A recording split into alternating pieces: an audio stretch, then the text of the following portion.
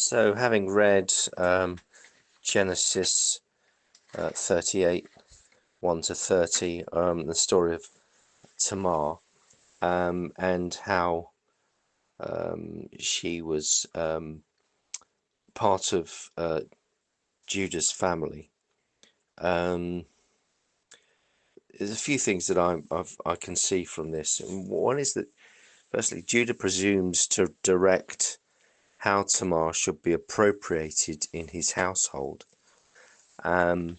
which I suppose is something which is countercultural this day and age. But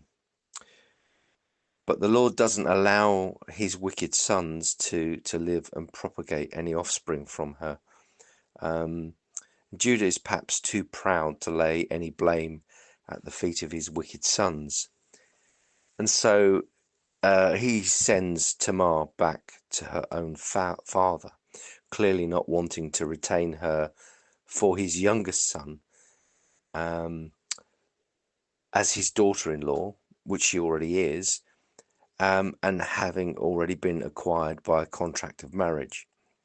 And so he does actually should have a responsibility for her and to keep her within the family.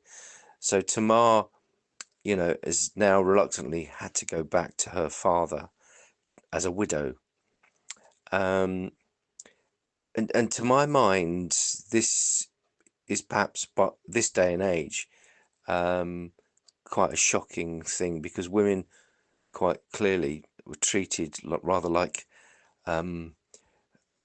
livestock or even a field to produce crops or so the offspring was, I suppose, the part of the gene pool of the family, but it would seem that the women were there to sort of serve that purpose. Relationship, as we know them today, seems to be missing, as we would understand such a concept in today's culture. What is quite remarkable is her patience and resourcefulness to make an example of Judah by trapping him into causing her to become the mother of twin sons, which perhaps therefore holds him to account.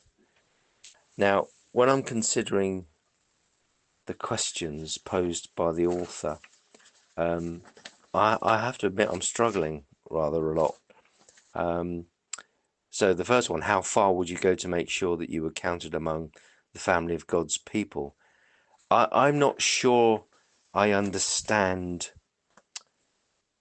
quite what's being got at here as part of my reflection, because I think that to be part of God's family this day and age, and particularly in a New Testament understanding, my feeling is that I'm part of God's family because of Christ's sacrifice for me, and not for any sacrifice that I've necessarily made.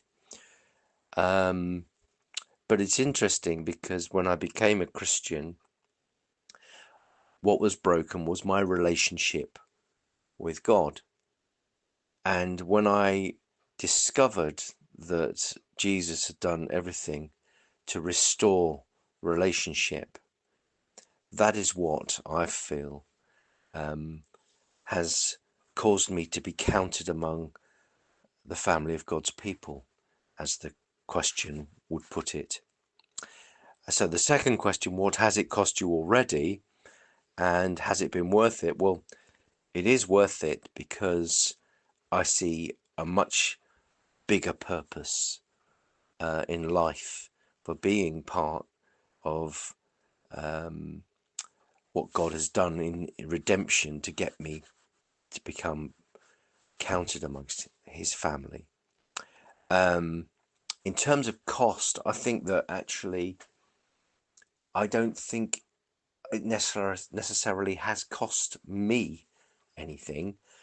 I think I've benefited, and my past life was costing because it was causing fallout with bad relationships. And when Jesus restored my relationship with my Father, my relationships, the destruction of my relationships have been forgiven, and I am now able to make new relationships in the light of Christ's relationship with me. So that's my reflection. I hope that helps.